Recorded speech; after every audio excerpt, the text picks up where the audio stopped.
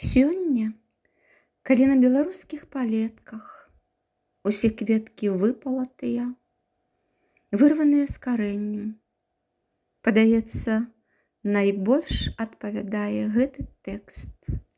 Сёння, у дзень нараджэння вялікай паэткі.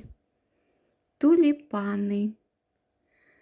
Туліпаны расцвілі, штовечар разгортваюць пялёсткі крылы, нібы чырвоныя матылі, каб уранку зноў раскрыць іх насустрач сонцу радасна, урачыста і аддана.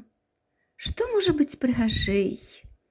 Хіба півоні, за якія што можа быць прыгажэйшае? Хіба ружы? Але сёння час туліпанаў. З радасцю адначасна навяваюць мне гэтыя кветкі згадку смутную. Зранку выходзіць на ганак гаспадыня, каб не прамінуць час, калі пэнкаюцца туліпаны, і бачыць, што ляжаць яны мёртвыя, вырваныя з карэннем, паламаныя, звялыя.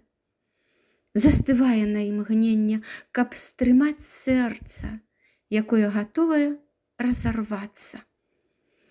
Але ні слязінкі з вачэй яе не ўпадзе, бо не такое гора бачыла ў жыцці. Ідзе да кветак, выбірае. Тыя, што яшчэ можна адратаваць, садзіць, палівае і лічыць сваю вялікую страту, больш за 2 сотні. Якімі ж нелюдзямі трэба было стацца, каб так здзекавацца з паэткі, з яе кветак. Яна шкадавала нават, калі адцвіталі. Туліпаны адцвітаюць, і мне жаль, півонам засталося толькі расцвісці. Чакаю іх, пісала ў лісце да Міколы Прашковіча.